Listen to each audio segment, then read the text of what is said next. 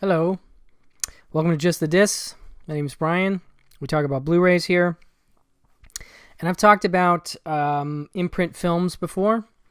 They are an Australian label, a division of Via Vision Entertainment, and I'm a big fan of what they do. I actually have several of their releases on display over there, and I've talked about these on the channel. I'll try and put some of my links to my other Imprint Films videos in the comments below. But I want to go through the February package, if you will. They sell things in packages, usually about 6 films. Sometimes they throw in a box set, which are great. They've done a Hammer TV box set. They've done a couple, well, they've done one noir box set. They've got another on the way. And this is their latest round of titles, and there's a lot of interesting stuff here. So let me get into it. I'll show the discs, and I'll talk about the movies. A lot of these are Blu-ray debuts, by the way, this being one of them. This, of course, Breakdown, Jonathan Mostow's film from 1997 with Kurt Russell, and his wife is played by Kathleen Quinlan. Basically, it's a thriller set in the deserts somewhere outside of California, I think. It's not exactly clear, and it doesn't really matter. Basically, this couple's on the road, their car breaks down, and then a trucker pulls up, played by J.T. Walsh, who is incredible in this movie. It's one of his great later performances, but he's always good. And he picks her up and says he's going to take her to this diner down the road, and she'll call a tow truck to come tow the car.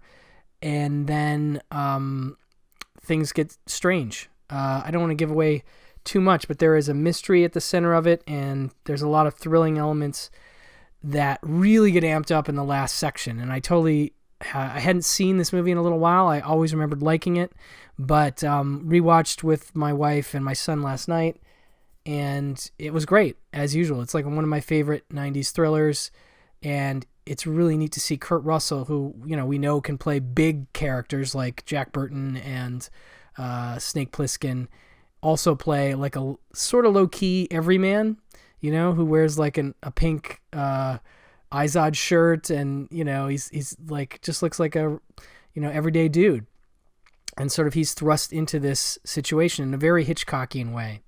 Let me show you what these are. The side loading kind of slip cases. These are part of the limited edition program. So when they put it out limited, it will come with this side slip case. And then it seems like they have started releasing stuff as non-limited editions, which would just be this, I would assume. And typically you have this, and then, of course, displaying all your features on the back. I believe Ballyhoo Motion Pictures worked on the features for this. And then we have the inside that looks like that. The features on this are pretty cool. First of all, it says a 1080p high-definition presentation from a 4K scan by Paramount. So I think that's a new-ish scan, and it looks good. Like, this is a really nice disc. I mean, the one thing about Imprint is that, as I would expect with a young company, they aren't always springing for new transfers, so they're taking available masters, which often an available master is perfectly fine. Shout Factory does that sometimes. A lot of boutiques will do that, to save money, or because it's not even saving money. It's like not spending a ton of money to get a transfer done. So this one surprised me. Like the transfer looks real nice. And so it has an audio commentary by film critic Peter Tungette. That's brand new. Then it's going to cost you Making Breakdown, an in-depth interview with writer-director Jonathan Mostow, which is about 25 minutes, and which is great. He's got a lot to say about this movie. He talks about how he first got in touch with Dino and I think Martha De Laurentiis, who they produced this movie, and they're part of the reason the movie gets kind of crazy in the back. In some ways, I think. He was working on a feature prior to that, and he ended up needing finishing costs, and he had a connection, and somehow they helped him finish that movie, and so he just sort of got into their orbit, and they were going to do an adaptation of Stephen King's, I think, story Trucks, which is what Maximum Overdrive is based on. And of course, Stephen King himself directed that adaptation. I feel like I've seen another adaptation of Trucks, and it may have been the one that they couldn't do, but basically they scouted locations in the desert for it. It was very much going to be that sort of, sentient trucks killing people. And they got a little ways down pre-production, and they realized they were told that they couldn't call the film Stephen King's Trucks, and the property just plummeted in value, and they decided to scrap it. But meanwhile, Mostow had sort of, done all this location scouting. He was kind of ready to go to shoot a movie in the desert, and he sort of came up with this idea, of this couple in the desert, and part of it was, I guess, based on some of his own journeys to Las Vegas from LA, driving through the desert and how remote it is and how you feel like you could disappear and never be found. And he also recalls a screening that he went to as a kid with his father, I think, of Hitchcock's Lady Vanishes, which, not to give away too much, but that is certainly an influence, and you can see it in the film. But this is one of my favorite adaptations, if you will, of Lady Vanishes. I don't think that that's really what it is, but in terms of films that were influenced by that film, this is one of my favorite versions of that. It also has, the trap is set inside the stunts, an interview with the stunt coordinator, M. James Arnett, and then Wrong Place, Wrong Time, remembering Basil Polidorus, an interview with musician Eric Colvin on working with composer Basil Polidorus, who did the score. They Think I'm a Dummy, Jack Noseworthy on Breakdown, a little interview with character actor Jack Noseworthy, and then Life is Jeep, Breakdown and the Psychology of the Road, a visual essay by Ian Mentgami. And then an interview with film critic Tim Roby as well. So it's a pretty well put together special edition. And again, this is a debut. I mean, I don't know. There may be another release stateside, but this is a pretty great one. If you're interested in this film, I would say, jump on it. And I will add that, I'll put the links to Imprint below, but you can also get their films from importcds.com and sometimes from Diabolic DVD. There are a couple, and Amazon even. There are some places to import them a little cheaper, maybe. I don't know. Depends on where you're at. This is another debut. We already know, not fortunately or unfortunately, but for fans of this movie, you get two releases. There's a Paramount version coming very soon as well. But this wins the race. This is the first release of The Bad News Bears from 1976. This is Michael Ritchie's amazing film that I adore and that I know other filmmakers adore. People like Wes Anderson and obviously Richard Linklater, who remade this film in the early 2000s. Just an incredible, they wouldn't make it now, portrait of a broken down Little League team, being coached by an even more broken down ex-baseball player, drunk, who's a pool cleaner, played by Walter Matthau, Buttermaker himself, who is seen in the opening shot of the movie, in his convertible, cracking open a beer and pouring some booze into the can, and just giving us a sense of exactly the kind of guy he is. Just very, world weary and tired, and not the guy you want to leave with your kids with necessarily. But it's a really interesting mix of kids that end up on the team, and there is this great rivalry between another Little League team coached by the great Vic Morrow in a really neat performance as a big jerk. But he has like these moments where you actually have some sympathy for him when you see how he deals with his own son, and there's some really interesting stuff there that I'd forgotten about. But I just love this movie. I think it's fantastic. This transfer looks pretty good too. It's just a regular, not a brand new transfer. It's got an audio commentary with film historian Scott Harrison. I was starting to listen to that the other night. I didn't get all the way through it, but I was enjoying it. It was a very leisurely paced. He says at the beginning, I'm not going to throw things at you a mile a minute. I'm going to take it easy. And I kind of like that. And I remember one thing he pointed out was that the Little League of America was going to, I think, bring suit against Paramount because they were concerned about the swearing that the kids do and some other things that may not portray Little League in the most positive light. And I think Paramount rightly decided to kind of ignore it.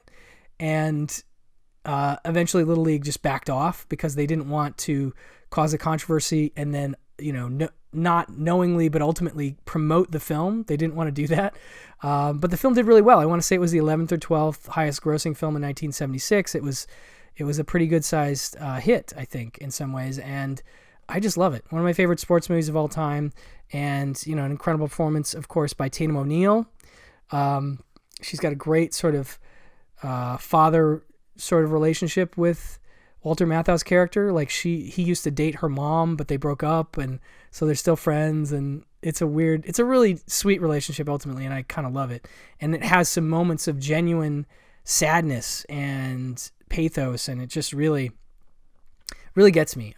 Just really great stuff. So this is our side loading case. This is what the inside artwork looks like. Again, I should point out, I try to do this in all the videos, but they always put the number on the side and they put the year the film came out, which I really like. So if you can't remember when a movie came out, it's on the side.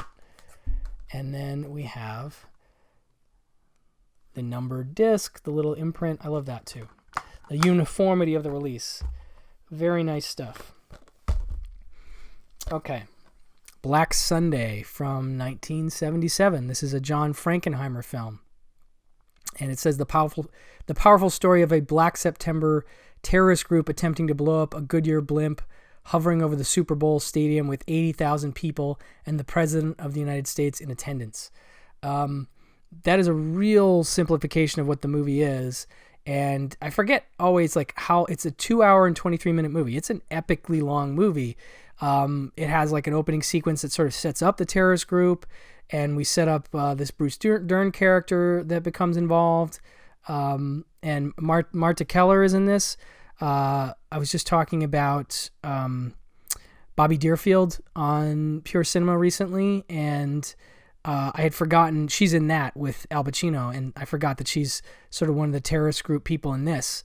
And of course, Robert Shaw is in this as well. But it's a good thriller. I think for me, maybe it's just a touch on the long side, but I do love Frankenheimer as a filmmaker. And once you get into the Super Bowl stuff, it's really solid and, feels like a disaster movie from that period in some ways, but a better version of that, because Frankenheimer would be one of the better directors that ever touched a disaster movie. So you can feel that. But this one, the transfer looks pretty good. It's just, I think, an existing HD master, but it has an audio commentary by film historian Stephen Prince, something called Fourth Down, Composing Black Sunday, an interview with film music historian Daniel Schweiger about John Williams' score. John Williams, of course, did the score to this film, which is very good. It Could Be Tomorrow, Directing Black Sunday, and that's a featurette with film historian Stephen Armstrong about John Frankenheimer, which I enjoyed. So that is Black Sunday, and here is what the inside looks like. Again, you've got your year on the side and the interior. But again, Blu-ray debut. This one does not have a release that I'm aware of outside of this anywhere in the world. So that is very exciting to have another 70s thriller that's kind of a classic in some senses, but still, I think, relatively unknown. I was really excited to get a hold of this one. So that is Frankenheimer's Black Sunday, not to be confused with Mario Bava's Black Sunday, a very different film. Okay, a few more here. This one is really interesting. 5 from 1951. This is a post-apocalyptic, survivors movie kind of thing. And it's one of the earlier examples of that, as far as I know. I believe there were maybe some others prior. I can't be sure. There's a great Kim Newman on Arch Obler feature here that's about 25 minutes, and he talks about the film in context. He talks about how it's, for him, it seems like he's saying it's one of the seminal 50 science fiction films in some ways. And he's not wrong. It's a really neat, end of the world movie where you have a woman running around an empty city at the beginning. She eventually finds her way to this beach house, which is a Frank Lloyd Wright designed house, which I think if I understood him correctly, he was saying that was Arch Obler's house. But it's a very odd looking house. It looks more like a tower almost. And so it's just it doesn't feel like the setting for a studio movie. It's very much a lower budget film that was distributed by Columbia Pictures, but you can feel the budget in it. This is a new 2K scan from the original negative, so you do get a nice new scan on this one, which is cool, and it looks good. It looks real good, actually. But the back says, when a nuclear bomb destroys the world, the last living human beings, a pregnant woman, a philosopher, a black man, a banker, and an explorer must work together. However, their clashing visions of the future could lead to their destruction.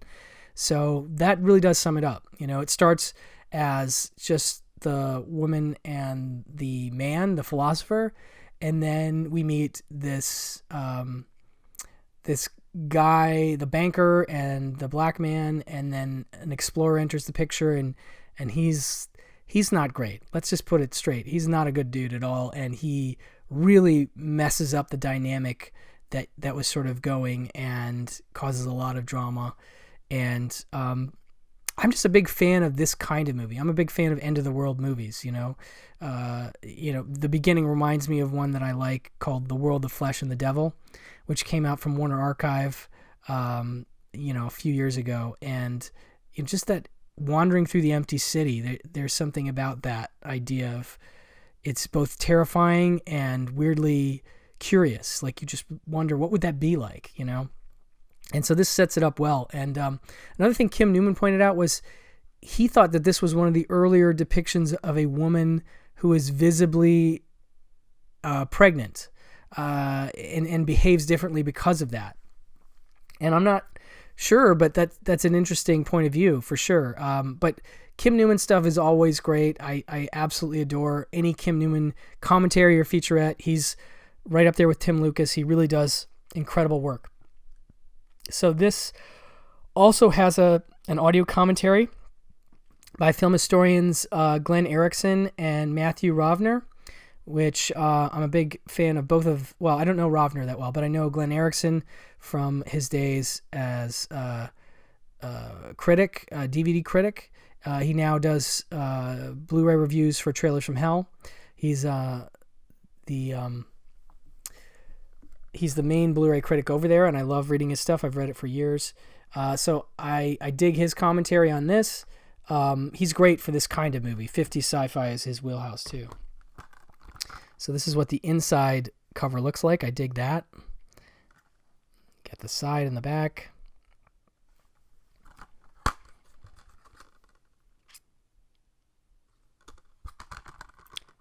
So that is 5. Also a Blu-ray debut. As far as I know, this isn't on Blu-ray anywhere else in the world.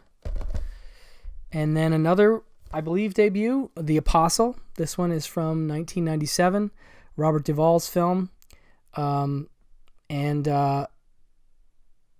one, it's produced, no, never mind. I don't know the producer, but it's written and directed by Duvall. I remember that. And it says, Sonny is a gifted Southern preacher loved by his community until he commits a crime of passion and is forced to run from the law. It's been a really long time since I've seen this one, so my memory of it is a bit hazy, but I always, dug the idea that this was Robert Duvall passion project, that he wrote it and directed it himself. I don't know that he directed a ton, so I was always curious about it. 2 hours and 14 minutes. I didn't remember it being that long. I don't know if the scan is new, but it says 1080 high definition presentation by Universal. I should say that these are all basically all region discs. I should have said that at the top. I've had no problems playing any Imprint Films Blu-ray thus far in my American United States Blu-ray player, Region A player. So don't fret if you aren't region free. You shouldn't have to worry about it with these guys. There could be a point when they start to really seriously region lock the discs, but for now, it doesn't say all region on the back, but know that they are available to be watched in all regions. Okay, so this one also has the commentary from Robert Duvall, which I think is ported over from an older release. Something called What You See Is What We Got Inside the Apostle, an interview with actor John Beasley. This is brand new. I'll Fly Away, Composing the Apostle, an interview with composer David Mansfield, also brand new.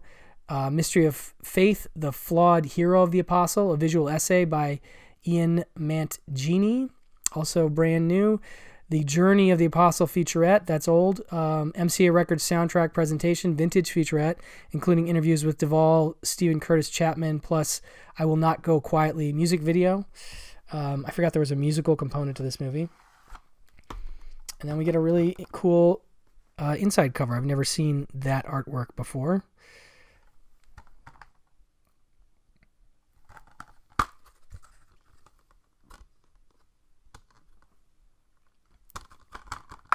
So that is The Apostle. Okay. The last one in this package is a film called The Bridges of Toku that stars, as you can see, William Holden, Grace Kelly, Frederick March, Mickey Rooney. This is a World War II drama, if you will. And I don't know this one at all. This is going to be a brand new watch for me. This one is from Paramount. It says Harry Brubaker is a U.S. Navy lieutenant and World War II pilot called back into service, charged with leading a dangerous bomber mission to destroy key North Korean-held bridges. I just really am into this cast. I have not seen this. I've definitely heard of it, but I haven't seen Grace Kelly in too many non-Hitchcock films, so I'm always curious to see her performances in other films. I just like seeing her on screen. I think she's wonderful. So, and I'm a big fan of William Holden as well, and Frederick March, and Mickey Rooney. So, this should be an interesting watch for sure.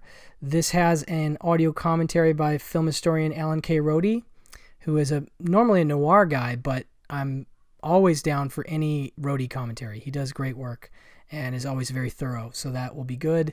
And there's a visual essay on the career of actress Grace Kelly by film critic and historian Kat Ellinger. Always great. In fact, I may watch that before I watch the movie because I love Kat's visual essays and commentaries so much. So that is a nice draw for this one. This is directed by Mark Robeson, who I remember working with Val Lewton way back. This is what the back of it looks like. You have the inside artwork.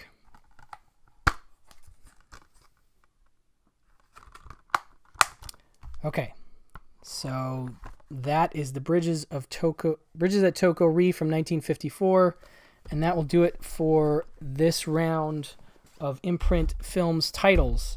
Like I said, definitely a label I'm into, and I'm getting more interested all the time. They have another great round of titles, including The Mothman Prophecies and Let It Ride, which is one of my favorite gambling movies ever with Richard Dreyfuss. And so that's coming next month, and I can't wait to check it out. That'll be a Blu-ray debut for that one.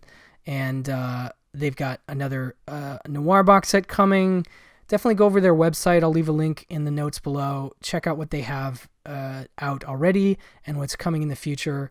They are a company to watch. They seem to be really interested in making some Blu-ray debuts, as does Indicator. So anybody that's interested in putting out movies that have never been on Blu-ray before, and sometimes never been on DVD even before, I'm very fascinated with and curious about. And they're doing some great packages, some great features and such. So check out Imprint Films. If you have checked out Imprint Films, let me know what you bought. Let me know what you think of their stuff so far and what you're looking forward to in the comments below. And give the video a like if you like this kind of thing. Thank you guys for watching. I'll talk to you later.